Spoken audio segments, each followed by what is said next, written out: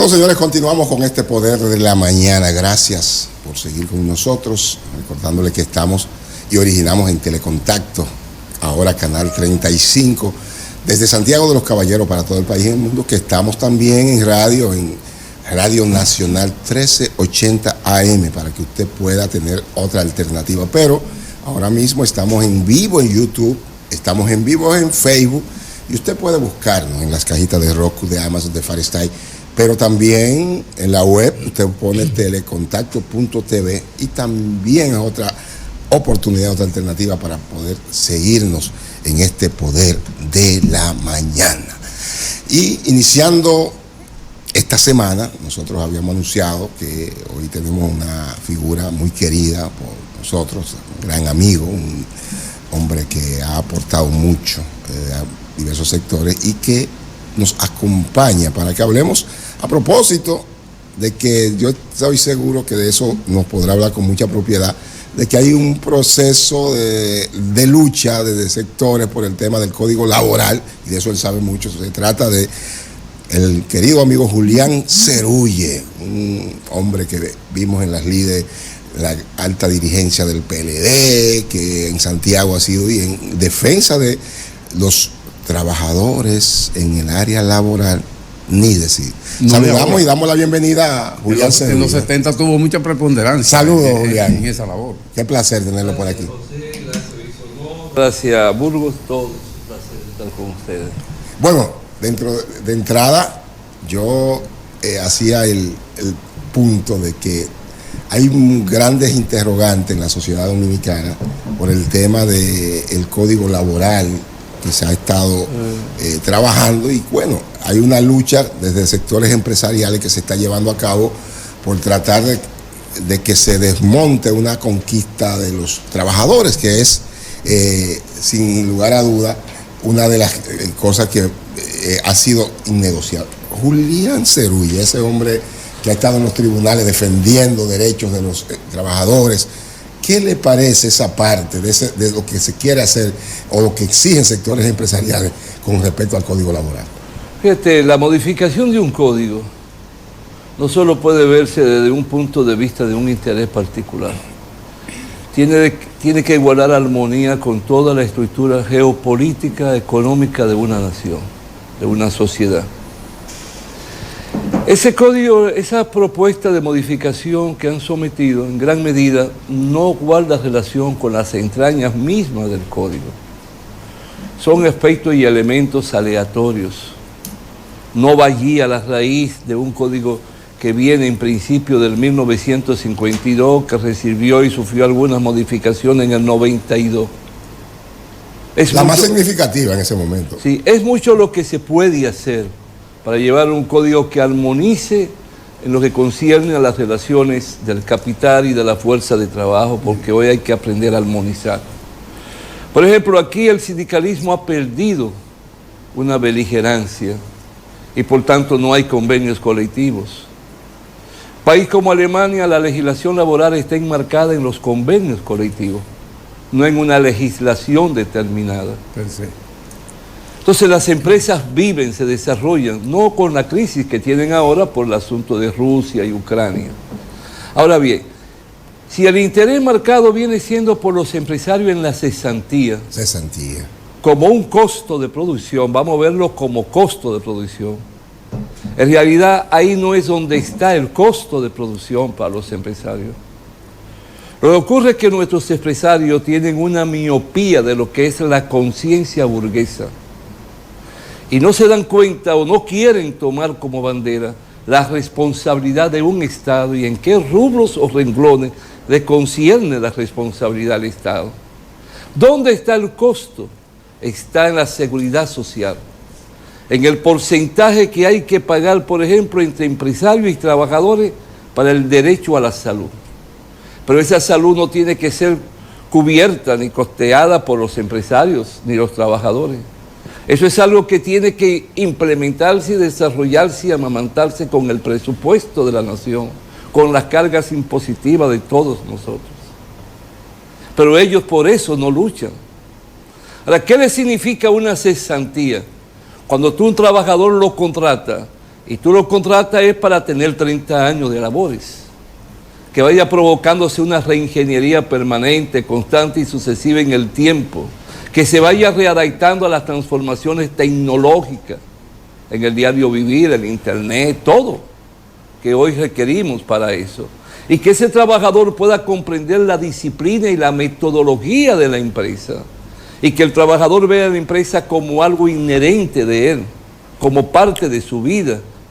Llegue a amar a la empresa porque hay convenios colectivos que le dan beneficios colaterales. Entonces ese trabajador dura 30 años, pero a los 30 años ya le ha dado todo a la empresa porque se fue reajustando a las transformaciones y a los cambios. Y cuando sale de la empresa ya no hay que liquidarlo, porque allá entra el elemento de la seguridad social que tiene que ver con la entrega de su pensión.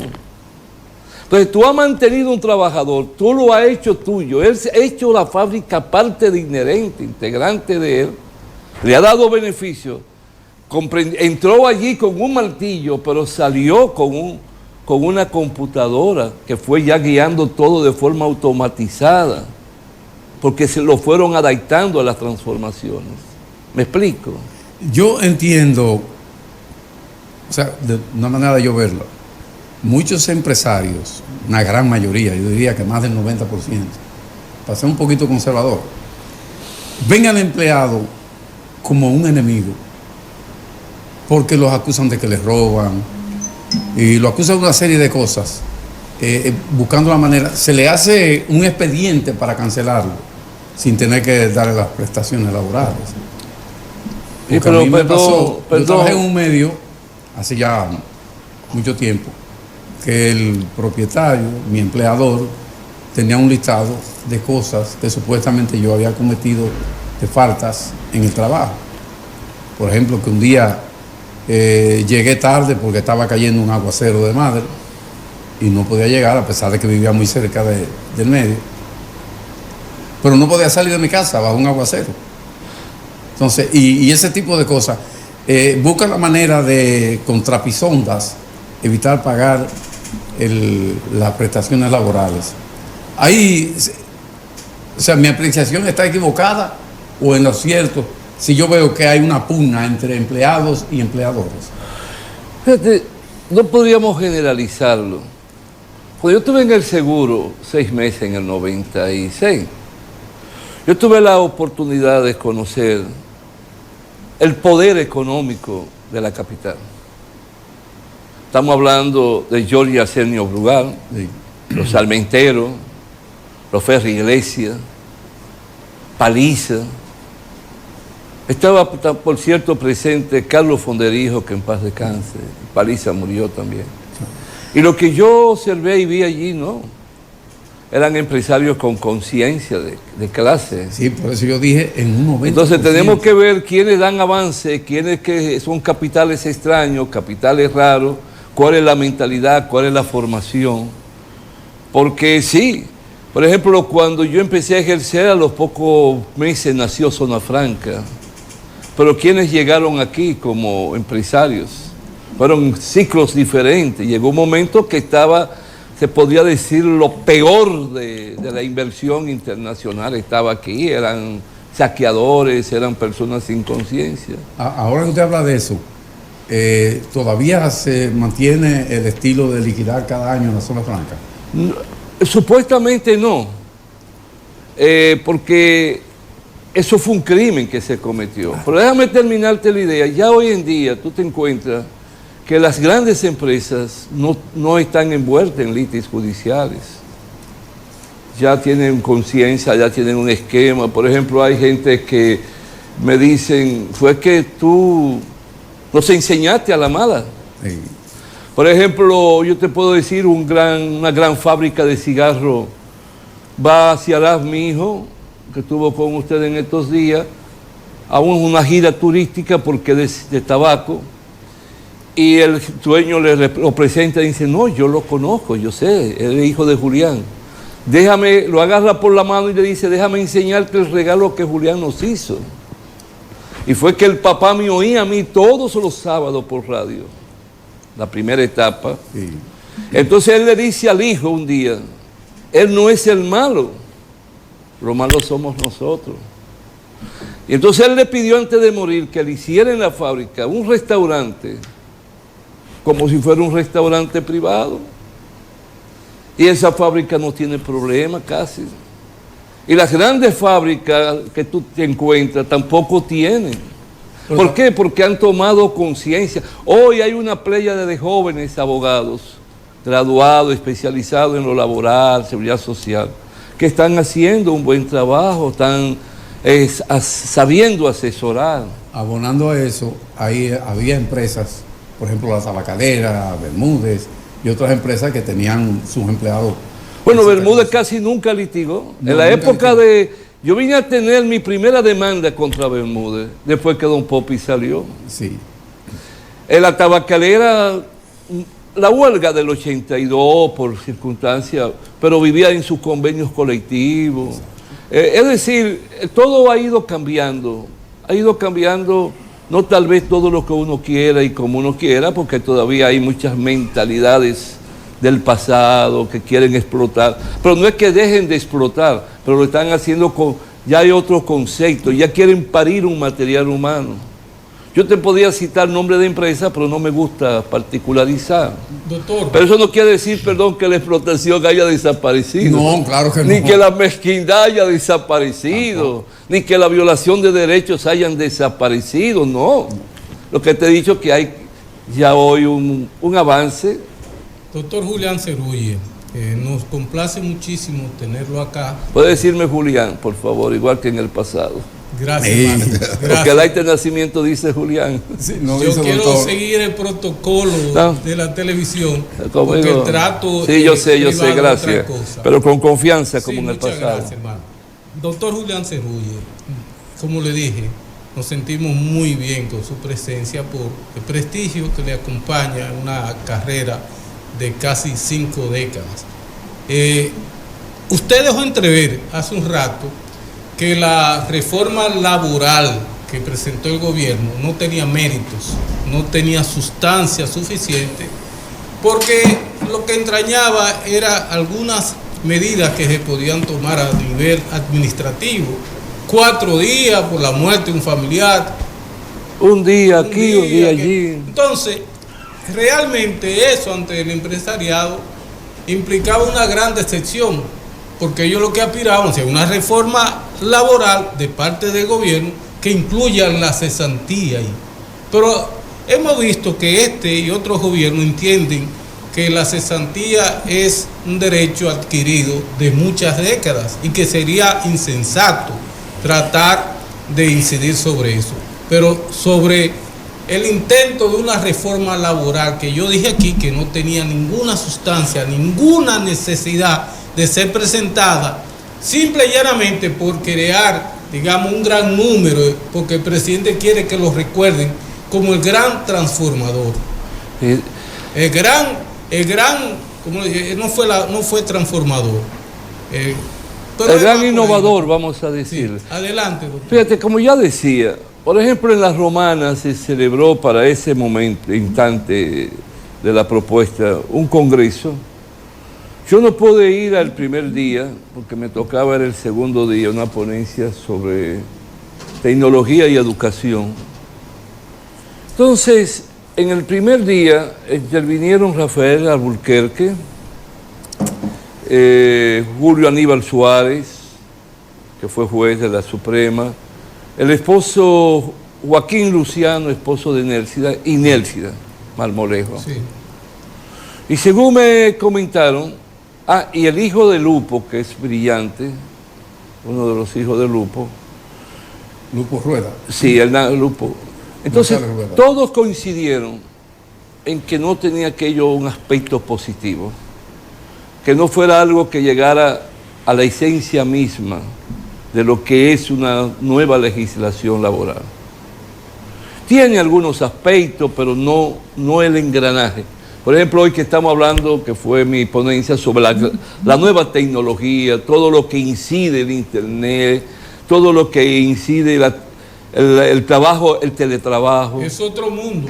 Sí, eso ellos lo tratan porque, en honor a la verdad, para la pandemia, Tal vez ellos hicieron como una mezcla de Perú, de Costa Rica, de México, que ya tenían legislaciones sobre el teletrabajo, y pudieron hacer una buena resolución que nos sirvió a todos de una gran basamenta.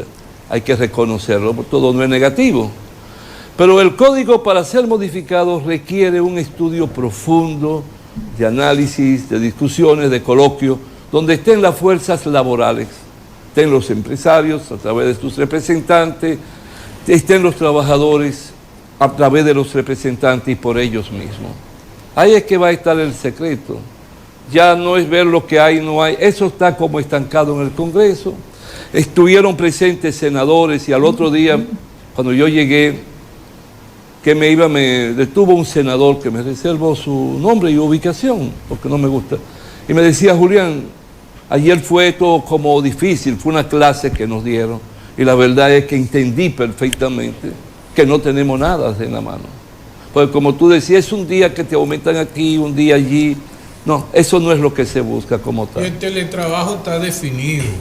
Porque tú me vas a hablar a mí de vacaciones, hay que ver qué tú motiva al trabajador para que realmente se pueda ir con su familia, aunque sea un fin de semana a la montaña, a la playa, ¿qué tú creas en la empresa para motivar ese incentivo? Un ejemplo, ¿verdad? Pero que aquí los salarios están deprimidos y lo que se paga es para que el trabajador subsista. No, tú lo que haces es un avance de la quincena. A ti no te están dando un excedente para las vacaciones.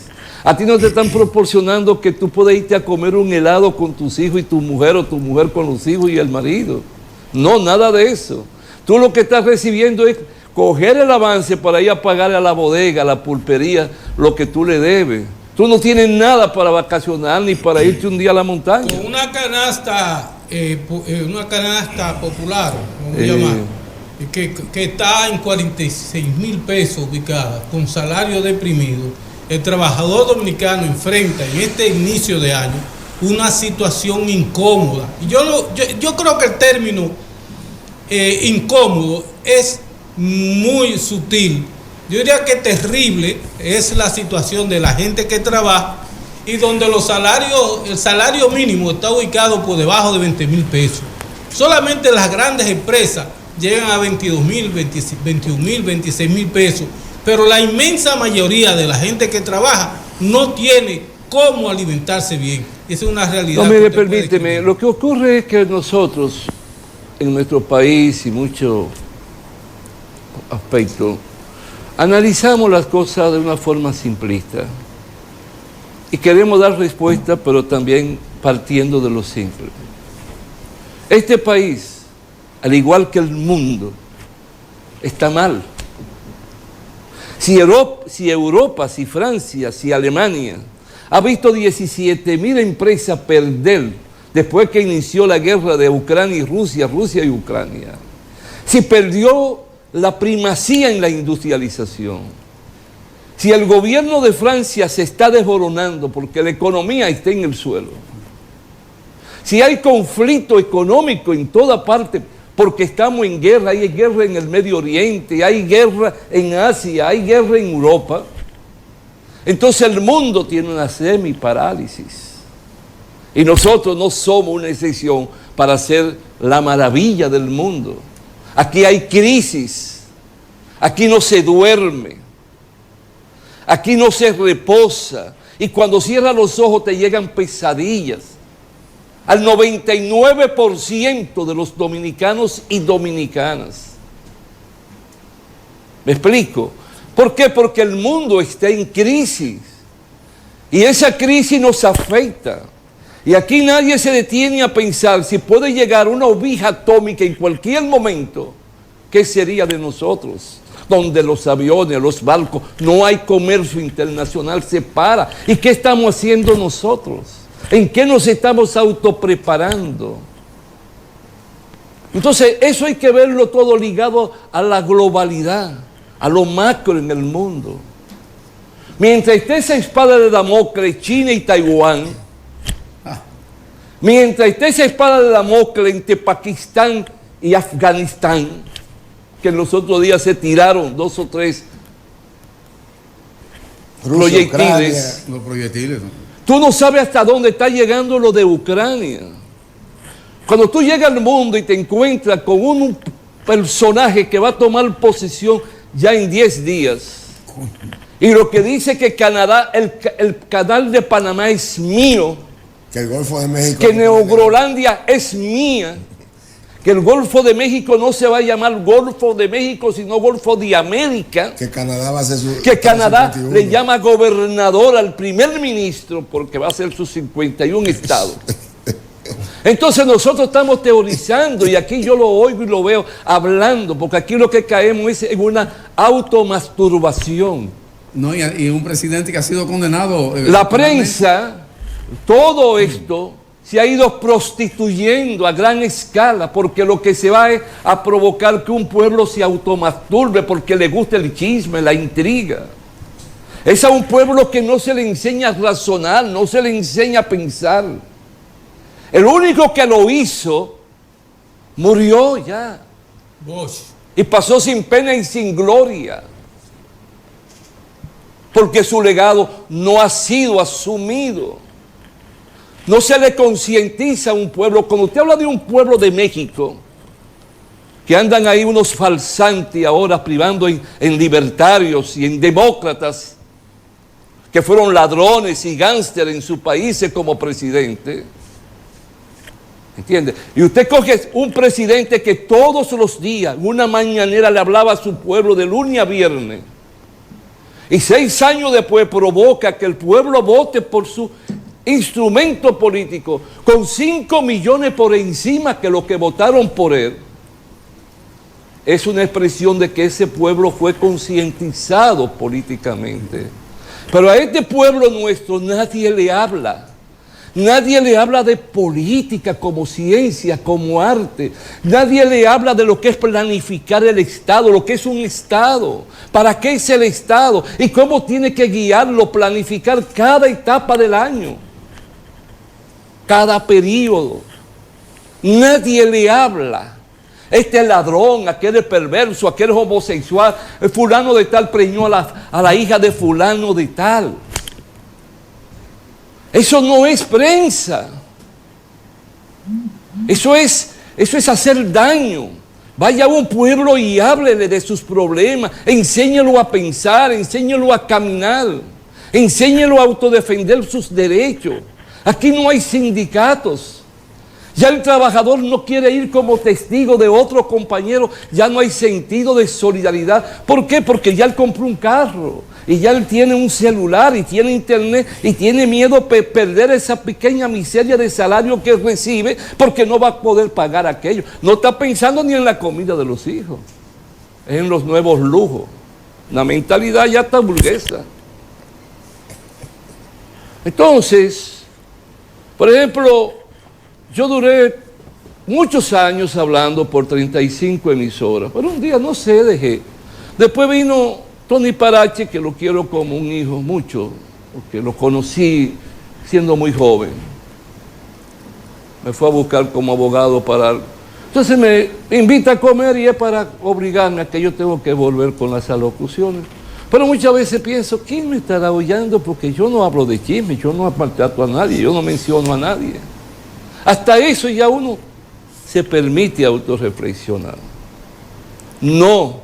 Nuestro país tiene que encontrar que le hablen, que lo eduquen, lo concienticen, le enseñen a saber por qué nacieron y para qué nacieron y qué es la patria y qué es la solidaridad y qué es un instrumento de aglomerado. ¿Cuál es el papel de un campesino, de un obrero, de un empresario? ¿Por qué tiene que haber una reingeniería permanente? ¿Por qué tenemos que regalarle todo lo que tiene que ver con los insumos, desde el veneno, el abono, a nuestros pequeños agricultores? ¿Por qué tenemos que saber cuántas tareas de tierra se tienen que sembrar de arroz, de habichuela, de cacao? ¿Por qué? ¿Cómo tenemos que industrializar? Es hablarle a un pueblo. ¿Me explico? Sí, perfectamente. Yo quiero que usted sepa, Julián, que aquí yo he sido abanderado de una cosa. Lo hablé con un economista que vino con nosotros, ¿cómo se llama? Leonardo Valverde. Y él me dijo que sí, aprobó lo que yo dije. Y es que, por ejemplo, aquí tenemos pequeños microfundios Y yo abogo, yo estudié agronomía, yo abogo porque aquí se convierta la tierra en latifundio, pero conservando cada quien su propiedad. Latifundio a la hora de producir, a la hora de sembrar, qué cosa hace falta, qué podemos vender, qué país nos reclama. Que haya una maquinaria que produzca ventas de lo que producimos en excedente para que el campesino un día pueda salir del marasmo, porque yo entiendo que el campesino ha dejado de sembrar la Pero tierra. yo una pregunta y perdona que te interrumpa. Eso no es difícil. Claro que no. Tú tienes ahí un cuerpo diplomático que tienen que ser agentes de promoción de venta de nosotros. Pero es claro que no, pero no están haciendo. Porque no hay un concepto de lo que es el Estado. Eso es claro. Ahora mismo el país no tiene gobierno. No. Es un hombre solo. Un hombre solo, claro. Y un hombre solo no puede... Pero entonces ese hombre no se da cuenta y no se detiene con todos sus buenos sentimientos que pueda tener. No se da cuenta que lo que él enarbola de un partido, una sigla, es la misma sigla, es con siglas diferentes de donde ellos estuvieron. Pero en ese otro, que lo arrastra a este, hay muchos cuadros preparados. Claro. Hay una playa de una generación de hijos de los líderes de ellos, de cuadro dirigencial, que se han hecho su maestría desde Alemania, Francia, Estados Unidos, Argentina, y tienen formación política. Entonces búscalo. No se lo entregue a empresarios agrícolas, no se lo entregue a empresarios de industria. Busca a los hijos de ellos, que son los que están formados, que tienen una mentalidad que tú puedes planificar. ¿Me explico? ¿Por qué coincidimos usted y yo tanto? No estamos, yo estoy abogando por eso. No estamos coincidiendo, es que estamos hablando acorde a lo que es la realidad y lo que debe ser la realidad. El Estado no es un ente individual, no es mío. No. El Estado es la figura más sobresaliente de lo que tiene que ser la orquestación política, social y económica de una nación. ¿Me explico? El desarrollo no ha llegado. Pero el sectarismo no le permite esto, lo que se está planteando aquí. Por ejemplo, el hijo de Felucho, que da clase en Harvard. Sí. Economista brillante. ¿Cómo se llama? Jiménez, Gabriel. Juan Ariel Jiménez. Ese muchacho podría muy bien ocupar una función en este gobierno, pero eso está realmente maldito, eso está, ¿cómo se llama esto? Satanizado. Ese PRM quiere concentrar el poder para ellos, pero para nadie más. Este feudo de República Dominicana, ellos lo tienen como cosa propia. Pero no lo vea que tengan que ir a otro partido, porque es que ellos tienen el material humano. A lo que se refiere, y tienen un material humano con formación, con capacidad, y tienen hombres y mujeres del pasado que estuvieron en el aparato del Estado, que cometieron errores, y hoy saben, tienen conciencia dónde estuvieron los errores y en qué consistieron. Exacto. Para no volverlo a repetir. Y entonces, a lo que se refiere, buscar ese material humano que está ahí de ellos, que tiene conciencia, pero no. ¿Por qué? Porque es un gobierno eminentemente de mentalidad y con un concepto de clase empresarial. Eso, a lo que se refiere precisamente, Julián, es que los hijos de muchos de esos dirigentes del PRM, o sea, no tienen las calidades, por eso, pero que no tienen las calidades, la formación, las competencias, claro, para asumir en el... Pues yo te voy a poner el gobierno de don Antonio, 78. Don Antonio tuvo un gabinete totalmente casi PRDista. ¿Y funcionó? Y funcionó sus primeros 2 años hasta que llegó el ciclón David. Sí. Ahí estuvo Emanuel, que estaba en la consultoría jurídica, pero Emanuel tenía una formación académica y política. Ahí estaba el que era juez del Tribunal Constitucional, presidente, Milton. Milton tenía ya una formación con doctorado y había... Ya Milton para ese tiempo ya era compadre hasta de Mitterrand. Ya tú puedes ver las relaciones como estudiante y como diplomático hizo a ese nivel, pero eso le permite asimilar experiencia, conocimiento. Tú tienes que ver quiénes ocuparon posiciones de Estado. Y eso es lo que tú tienes que detenerte, con quién tú te acompañas y de quién te acompaña. Por ejemplo, a Ramón Alburquerque, es una persona que yo no lo dejara fuera del Estado. Claro que no. Es una persona que puede ser, que tenga su temperamento, su forma, su criterio individuales o no, pero todo se va moldando. Es un técnico, un hombre de esas cualidades, de ese potencial. Usted nombrarlo, ¿verdad? Como parte de un consejo de la EGI, él se sintió herido en su pundonor y dijo, no, excúseme, yo prefiero quedarme en mi casa, que está rebajando, porque es un hombre que en minería, en energía, es una luminaria. Claro. Entonces, aquí está sucediendo que, hablo de sectarismo, porque todos los gobiernos anteriores tenían figuras luminarias en posiciones, necesariamente no eran de su partido. Lo hacía Balaguer, lo hizo Leonel, y ahora, sin embargo, hay unas figuras como Chu Vázquez, Perencejo, que no han dado pie con bola. Sí, pero coge esto, por ejemplo, no me gusta hablar de mí, pero cuando en el 96 yo no pensaba que iba a ir ahí a ningún sitio, porque quería quedarme en mi oficina, porque yo creo que hasta me afectó eso. Pero llego al seguro, duré 6 meses. ¿Qué es lo primero que yo hago? Sentarme con 3 personas ligadas al partido, quienes me habían llevado de mano al seguro en el proceso de transición que me correspondía porque era el encargado en el comité central. Pero yo me encierro la primera semana, porque eso fue de golpe. ¿A qué? ¿Por qué me encierro y no salía? Elaborando estructurando mi gabinete. Pero mi gabinete eran hombres y mujeres de mi partido. Y donde yo, como miembro del comité central y director general del seguro, iba a ser su jefe político y su jefe institucional. Entonces yo tengo que ver,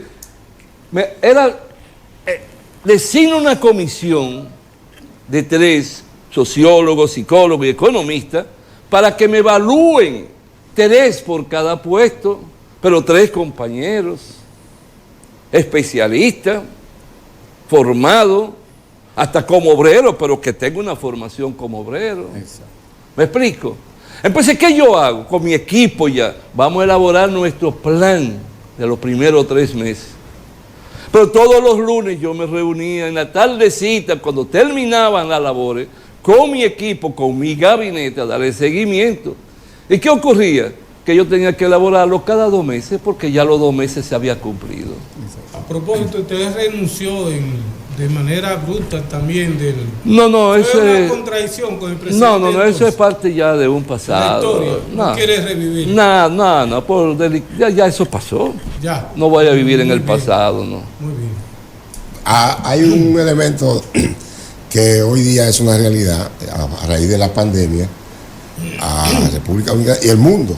El teletrabajo se implementó, que ya era una realidad, pero de manera lenta todavía. El teletrabajo. Pero el teletrabajo, la pandemia obligó a que se acelerara y hoy día es una realidad. ¿Qué le parece a usted, ya como especialista, que se está implementando, se está desarrollando y el nuevo código laboral lo está estableciendo? No, y hay una resolución, como le dije, sí. Fíjate, te voy a poner el caso de mi tercer hijo, que es abogado también. Mi tercer hijo tuvo que irse a Estados Unidos porque la esposa trabaja para una transnacional y la trasladaron para allá. Y él pasa desde las 9:10 hasta las 5 de la tarde trabajando con nosotros de aquí, con la oficina nuestra de la capital. Él se ocupa de toda la parte societaria. Y la de la capital es más compleja porque ellos la han especializado en todo lo que tiene que ver con la parte de los mercados financieros, los sistemas fiduciarios. Y él trabaja desde allá todos los días ahí. Eso, ya el internet, ya todo varió, todo cambió, la tecnología. Yo tengo mucho tiempo trabajando desde Estados Unidos yo creo que yo fui el primer cliente de internet de Codetel en el 94. Eso no fue ayer. Y he trabajado de allá. Y las cosas cuando yo estoy fuera del país las hago más rápido que lo que yo las hago aquí. Y te voy a decir, todo lo que yo elaboro ya yo exijo que me lo pasen a revisármelo por la inteligencia artificial. Exacto. Léanse ese que salieron 5 capítulos en la información cada jueves, creo que fue, de ese trabajo, la tecnología y la educación. Exacto. La vinculación. Y es maravilloso, sin jactancia. El mundo cambió. El mundo es que tenemos que preparar. Exacto. El mundo es que tenemos que convertir cada empresa en un laboratorio. Hablando de eso, de ese cambio del mundo, el impacto que tiene, por ejemplo, el desarrollo de Infotep en el trabajador dominicano, ¿qué le faltaría a eso? Yo tengo una idea, pero quiero oír su pero fíjate, esa institución tuvo un golpe de suerte, que su primer presidente fue un hombre extraordinario. Sí. Fue don César Estrella Sada. Don César de inmediato la sustrajo de toda incidencia política. El presidente nombra, pero el director o el que está ahí se ajusta al esquema conceptual que tiene el Infotep. El Infotep me da la impresión que ellos van al compás de los cambios. Sí. Ellos se van transformando. Sí, se ha hecho así. Ellos van así. Pero ahora mismo estamos solicitándole una secretaria. Nosotros estamos ya... Fue alguien allá donde ellos. Porque es una institución que ha pasado, quien haya pasado, ha podido haber debilidades. Y fíjate, cuando empezó, le decía yo a mi esposa, coño, al principio tuve yo que ir varias veces en conflicto, porque había una muchacha que ahora me acuerdo se llamaba Teresita, que era como secretaria, por esa bendita era una sindicalista, y entonces estaba don César ahí, y yo decía, ¿qué hago aquí? Pero tenía que con él. El asunto es que los empresarios tienen que ir tomando conciencia. Por ejemplo, aquí hay una gran empresa que todo su poder, toda la suma de sus empresas dan 16,000 trabajadores. Y más del 50% ellos reasisten en sus estudios de especialidad universitaria. Aquí en Santiago. Y el dueño de eso lo acaban. Le dicen ladrón, le dicen que esto, le dicen buscador de influencia, oportunista, todo. Pero tiene 16,000 trabajadores. Ya yo sé de quién. Hay 16,000 familias que comen a consecuencia de eso. Y viven. Y tienen ellos, más de la mitad, pasan por la universidad. Y la empresa le da soporte, no el todo, pero le da. No, y la verdad, eso ya sería un asunto de envidia, o de no sé de qué, cómo calificarlo. Que el hecho de que una empresa tenga tanto trabajo como tiene es porque tiene la capacidad humana, la capacidad técnica para pero ese señor, esa empresa tiene técnicos suizos, costarricenses, alemanes, y eso viene es con una misión de ir dando una reingeniería académica en la práctica a su personal. Entonces una empresa tiene que crecer así, puede fallar un día, puede fracasar un proyecto y tú te puedes ir a bancarrota. Es más, una persona que quebró 2 veces y se autopreguntó, ¿y el problema soy yo o cuál es el problema? Exacto. Y decidió entonces hacer una especialidad. Una construcción. ¿No? Se fue a la universidad, me voy para la universidad y hizo una maestría en finanzas. Y ahí descubrió dónde estaba el problema. El comercio en Santiago, en sentido general, el comienzo yo diría que medio, hablar de tiendas y cosas de esa. Santiago ha tenido una expansión tremenda en los últimos años sobre ese comercio, porque ahora no hay un espacio en donde usted diga, bueno, esto es una zona residencial. Ya no hay zonas residenciales en Santiago. Bueno, sí, hay una, la Trinitaria, pero ahí hay muchísimos negocios. En sentido general, ese comercio que conocimos en el Santiago postcolonial, ¿está teniendo un desarrollo o se ha quedado en el tiempo? ¿Los chinos se lo han comido o qué está pasando a juicio suyo? No, Santiago ha ido creciendo. Lo que hay que ver si ese crecimiento va orquestado en un plan definido. Por ejemplo, tú coges aquí en las ferreterías, ya no solo es Ochoa, ya no solo es Bellón. Ellos siguen creciendo, son estables, pero ya hay muchas ferreterías y crecen.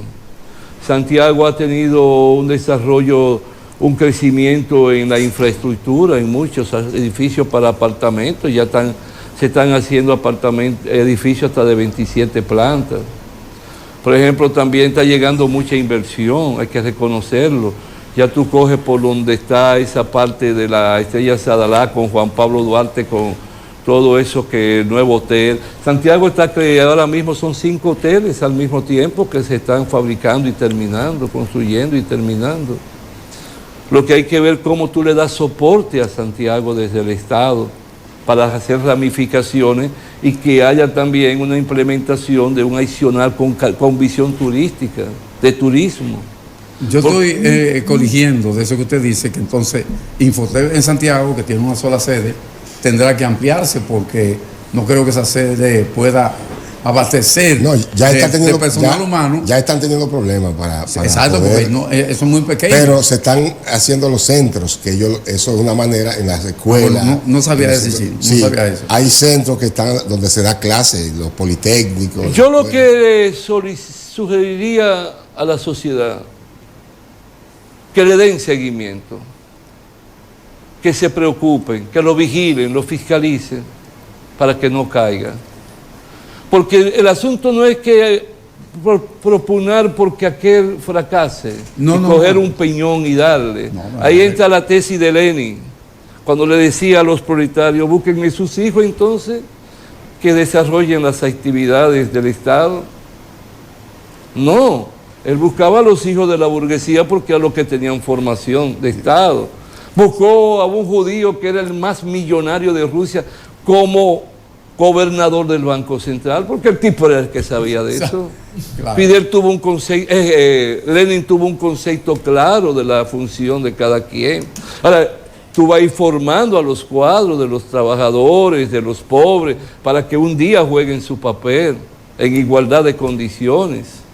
Eso sí, aquí todo lo que se requiere es 3 cosas. Amar a su patria, amar el humano, amar su familia, autoamarse a sí mismo.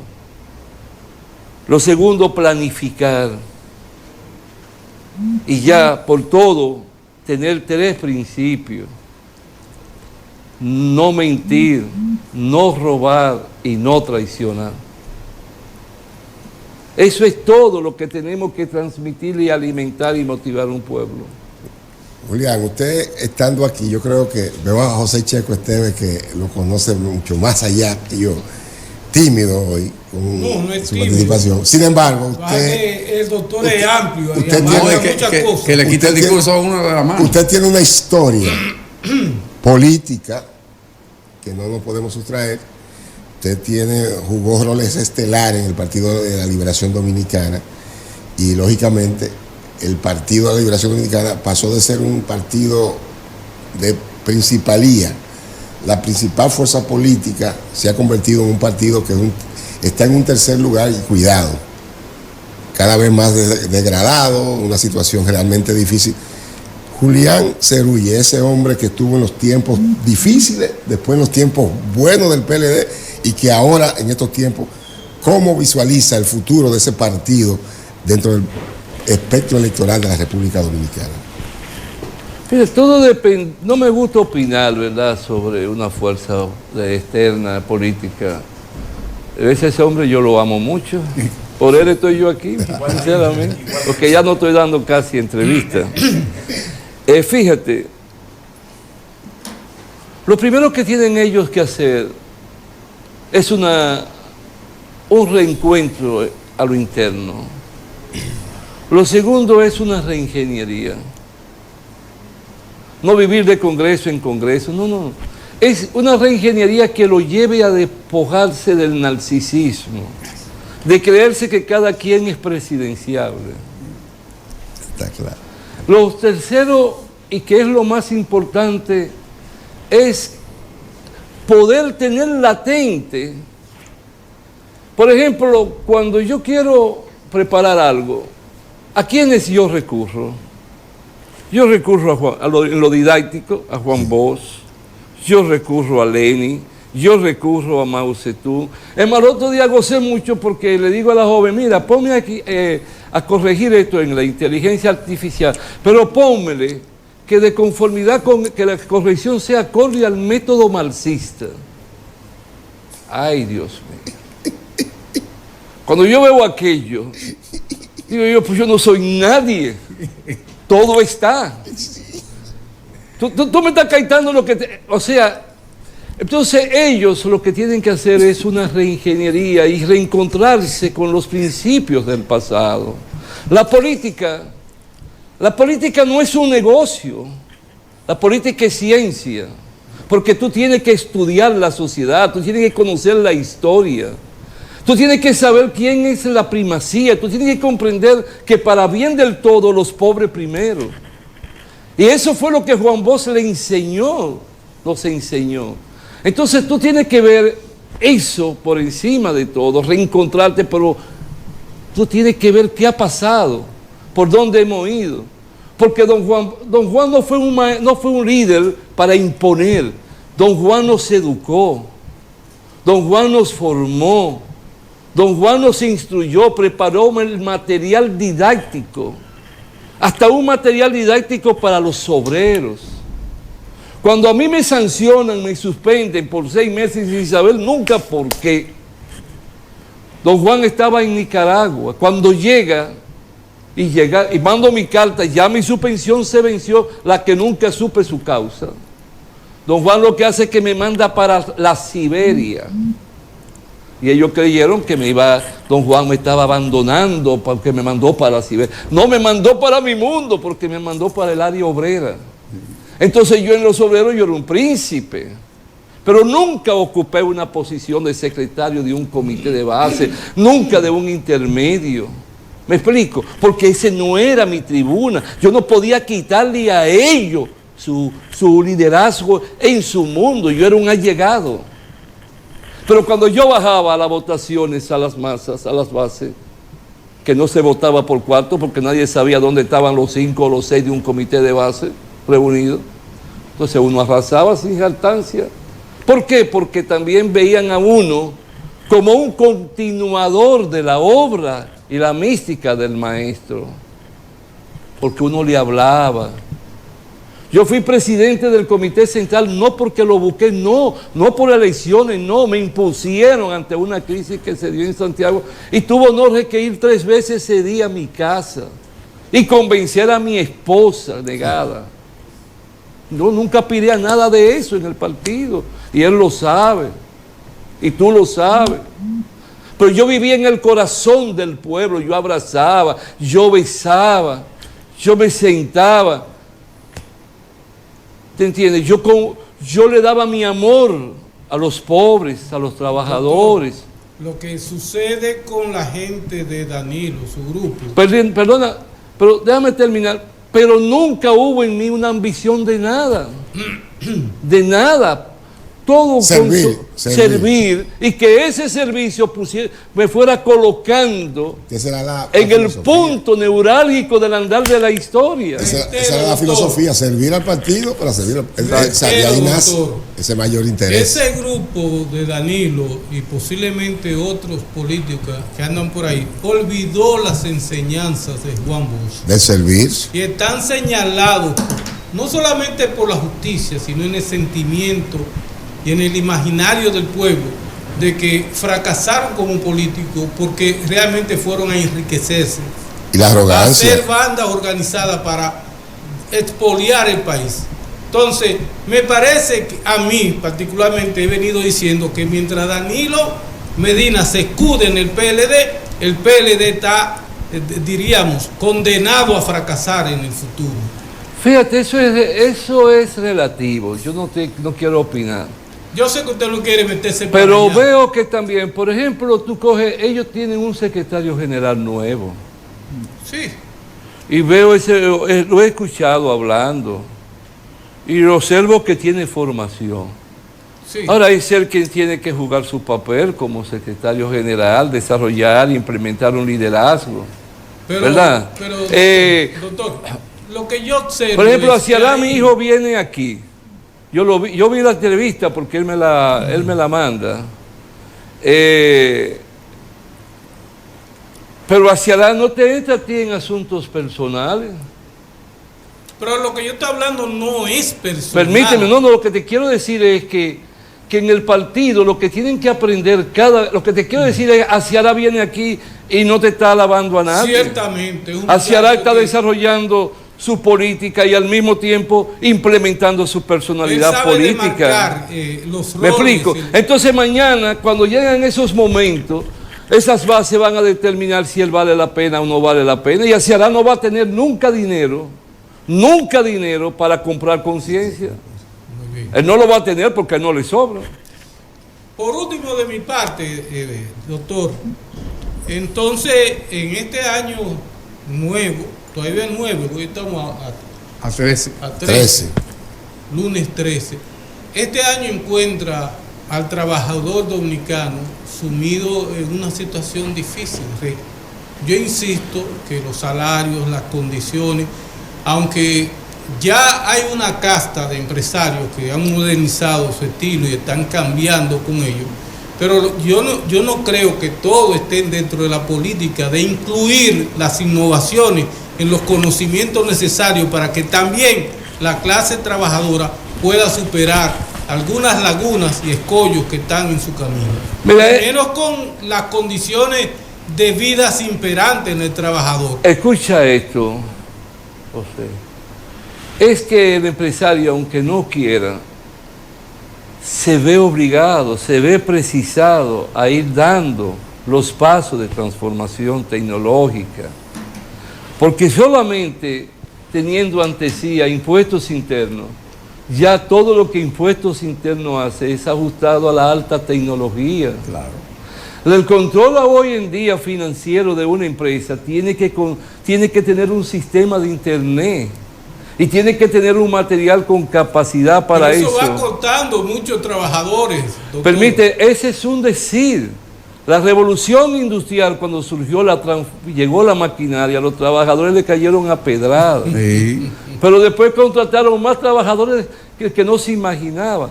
Lo que hay que ir preparando al pueblo, a la población, al país, hay que irlo preparando.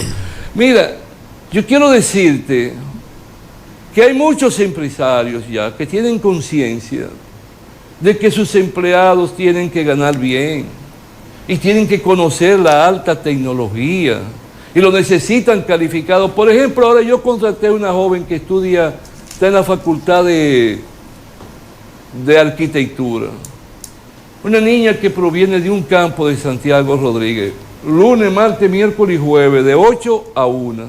¿Para qué? Para que empiece solo a trabajarme y llevarme al internet todo el material personal mío, todas mis alocuciones, para ver dónde hay fotos que no la tengo y cómo busco, dónde están. Rastrear. O sea, rastrear toda mi vida. Sí. Toda mi vida. Tengo una persona, pero esa niña, ya yo le digo, corrígeme eso en la inteligencia artificial, mira, búscame en la página de la Suprema todo lo que guarde relación con este sujeto. Y tú ves cómo ya te entran.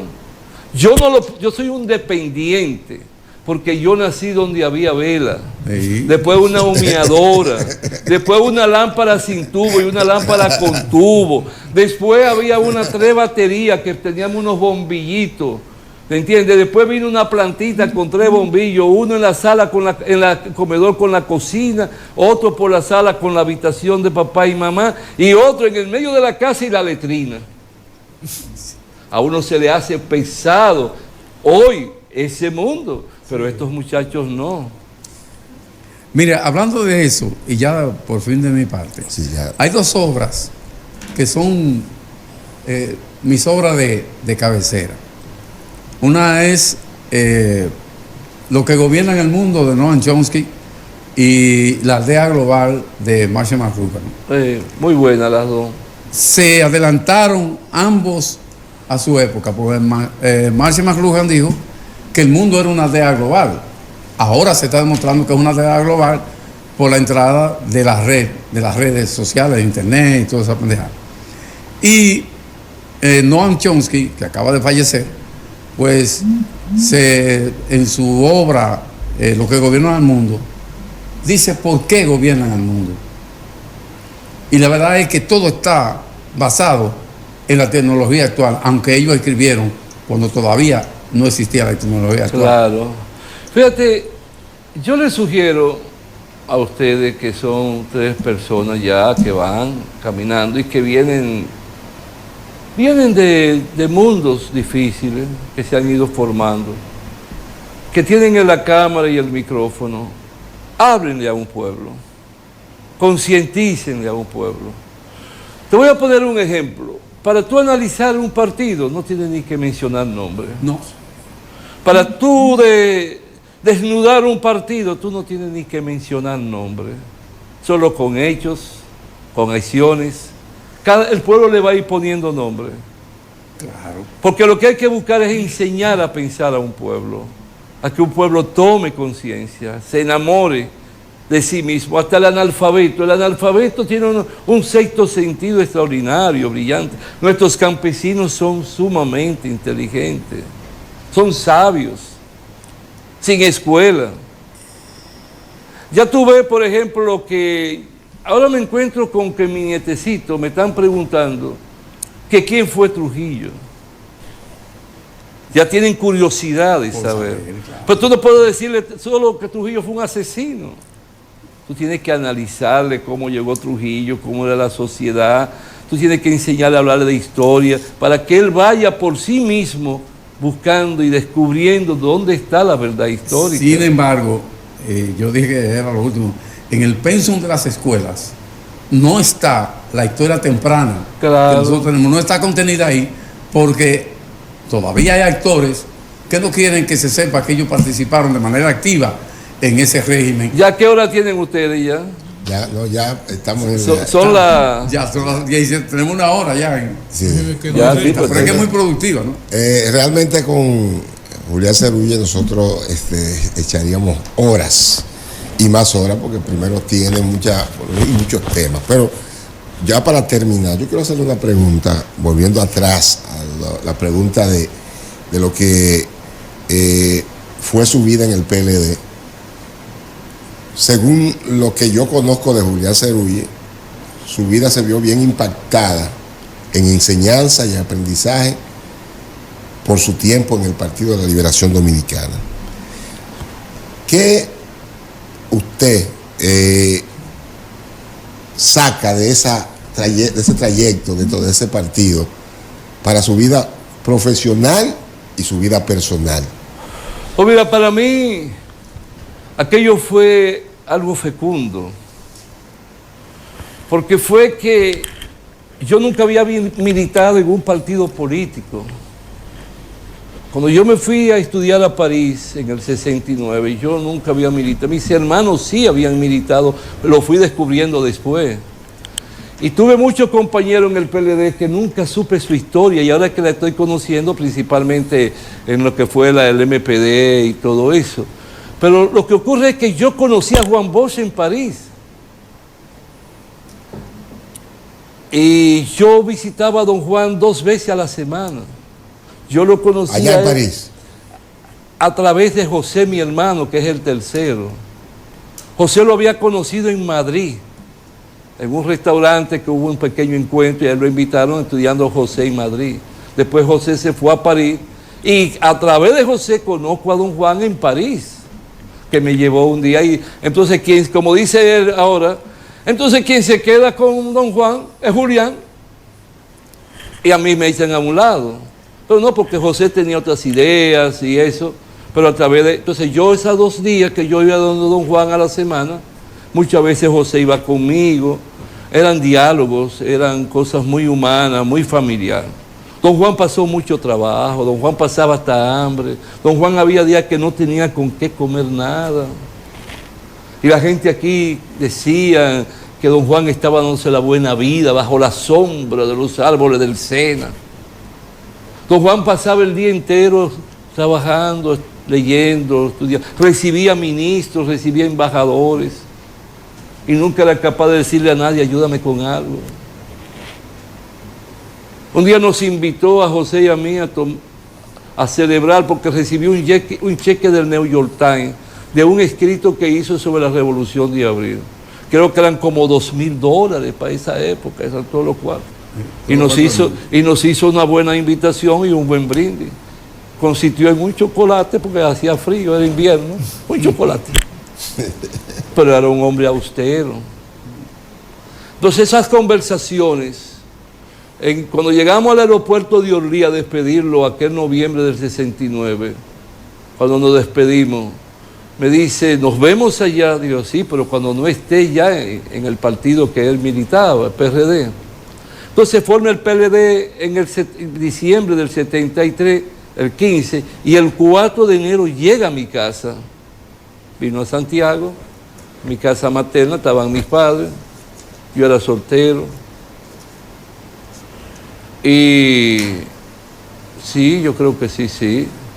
Entonces, cuando estuvo Salvador Jorge Blanco, estuvo Negro Vera, porque don Salvador había quedado en una posición como neutral, estaba doña Cela, estaba uno que vivía en La Sursa, que era miembro del comité político, que siempre se me olvida. Sí, yo sé quién es. Que quiero recordar su nombre. Suegro. Fue tu suegro, ¿cómo se llamaba él? Era un hombre... Cordero, Juan Cordero. No, Juan Cordero no. No, Juan no. Pero era un tipo que de una formación política extraordinaria, porque ese tipo vino de la izquierda. Sí, viene de la izquierda. Entonces, él me dice, ya yo no estoy en el PRD. Se acordó de lo de Orly. Entonces vine a buscarte. No empecé de una vez como un miembro, pero sí empecé ya a su lado. Entonces, yo empecé a conocerlo a profundidad. Y todo lo que iba descubriendo era bello. Era educación, era formación, era expresión de conciencia. Era de un amor a la patria, era de un amor al pobre, al campesino. Comencé a leer todos sus cuentos. Lo hice mío. Lo hice mi padre político. Quise ser algo como él, tener algo de él, pero no es fácil, porque estamos hablando de alguien brillante, de alguien conocido, de alguien que te da el lujo de salir por las librerías de París y sacar sus libros, porque están traducidos a diferentes idiomas. ¿Me explico? A quien Gabriel García Márquez le llamó maestro, que compartió con los mejores intelectuales de su década, de su época, de América y del mundo. Le dio nombre, le dio honor, le dio grandeza a su patria. Llega a un país desconocido para él. Y en un año se gana el corazón de un pueblo porque le hablaba todos los días, le hablaba su lenguaje de acuerdo a las características sociales y económicas, le decía de tutumpoti y de chiripero, de carro pecueso largo, para que el pueblo lo entendiera. Los hijos de Machepa. Los hijos de Machepa. Exacto. Le habló al pueblo campesino, le habló al pueblo analfabeto, vivió en el corazón del pueblo. Bebió del agua del pueblo. Por eso su musa fueron los campesinos y campesinas. Sus cuentos tienen como musa a los campesinos. Porque recuerda a su abuelo cuando se paseaba por los campos de Río Verde y de otras latitudes. Entonces, eso me dejó huellas. La huella más importante que me dejó fue refortificar el amor a los trabajadores. Creo que le he dado mi vida, se la entregué. Nunca subí a un tribunal a defender el capital. Dejé los tribunales, no porque quise, sino porque se fueron diversificando las salas laborales y ya no iba a dar basta. Entonces ya se perdía tiempo, todo. Hoy los trabajadores no son iguales, hoy ya no luchan por sus derechos como debe ser, no tienen conciencia.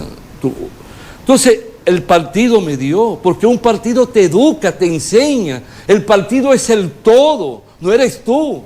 es el partido. No era Juan Bosch. Juan Bosch era un símbolo, se convirtió en un símbolo.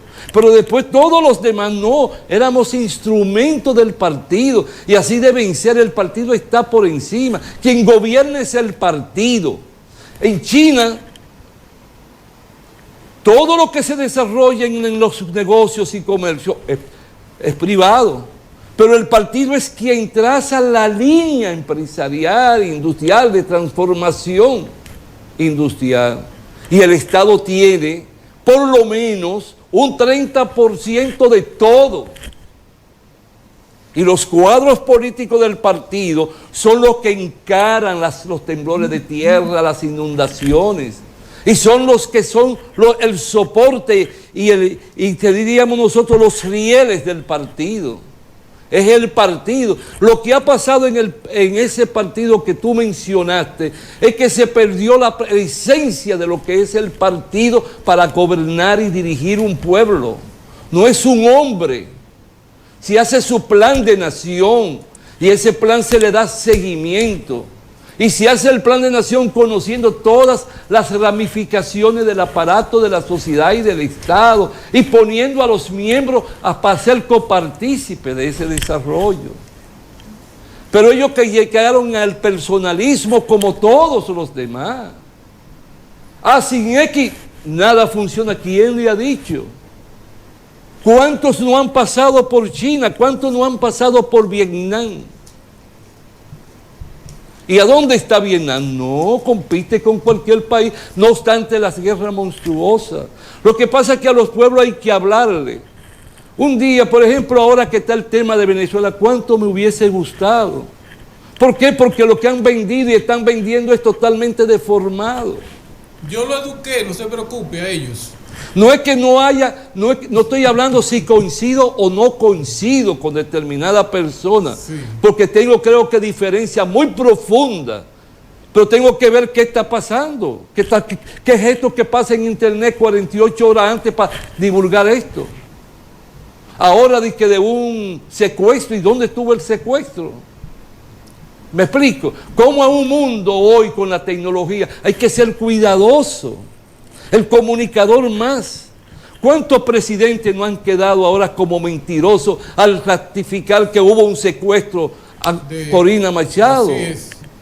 Y la prensa. Lo que pasa es que aquí hay un andamiaje, una plataforma gigantesca. No quiero seguir hablando porque entonces, tengo que irme a trabajar. Lamentablemente mucha gente lee eso, lo repite, no profundiza. Nosotros ahora queremos agradecer realmente la comparecencia antes de que me conteste de Julián. Brevemente, Julián. Juan Bosch, cuando asume la presidencia el 27 de febrero, el 20 de febrero de 1963, yo estaba un jovencito, 14 años. Sí, 14 años tenía. Y Juan Bosch decidió apagar el Partido Revolucionario Dominicano. Lo apagó y convirtió los locales del partido en escuelas. El partido dejó prácticamente de existir, una simple sigla. Entonces, ¿podría el PLD estar atravesando por una situación parecida a esa actualmente? Pero yo no quiero ser juez ni no juez de nadie, no. No quiero ser... No tengo por qué opinar sobre eso, perdón. Eso ya es un asunto interno de ellos. Sí. Yo tengo buenas relaciones personales con algunos. Todo el que considere que quiere visitarme, no cierro puertas a nadie. Si me hacen ellos una pregunta, yo me permito darle mi opinión porque me la están pidiendo. Sí. Yo lo único que desearía es que reflexionen en lo que fue la razón de ser de constituir ese partido y por qué Juan Bosch le dio tanto de su vida y por qué también murieron y hemos despedido a muchos valores extraordinarios de gran fuerza moral que merecen respeto. Gracias de mi parte. Bueno, agradecer realmente la participación, esa comparecencia de Julián Cerulle, destacado abogado laboral, ex dirigente de gran relevancia del Partido de la Liberación Dominicana y una trayectoria sobre todo de cercanía con diversos sectores de Santiago y apoyo total. Y nosotros pues esperamos que en otro momento pues podamos seguir conversando. Sabemos que usted siempre está dispuesto. No, yo tengo, perdón, por ejemplo, tengo una deuda de gratitud con Nelson, porque a instancia de él y por asunto, por una decisión propia, él pasa mis alocuciones. Sí. Siempre la ha pasado, antes y ahora por su canal. Y eso no hay nada mercurial por el medio. Sabemos de ese. Y es un asunto, una decisión que es él que la ha asumido, y él está aquí ahora que llegó, es él quien ha tomado la decisión de pasar mis alocuciones. Y yo he dicho, yo no soy propietario de nada. Gracias. Ese ya no es mío, tú haces... Y entonces tengo una deuda con el canal, con él, su pues familia. Agradecemos que usted esté con nosotros, también a nuestro señor presidente de Medio del Norte, que fue quien nos trajo a esta entrevista, a esta comparecencia, y de verdad que le agradecemos el que haya sido, nos haya dado esa oportunidad. Gracias por estar con nosotros. Y ustedes ven qué bonito es no entrar en intriga, ni intriga. ¿Verdad que sí? Pues nosotros vamos a la pausa para venir con la parte final, agradeciendo a Julián que esté con nosotros, siempre recordándole a usted que este es el poder de la mañana. Regresamos. Pues gracias a ustedes.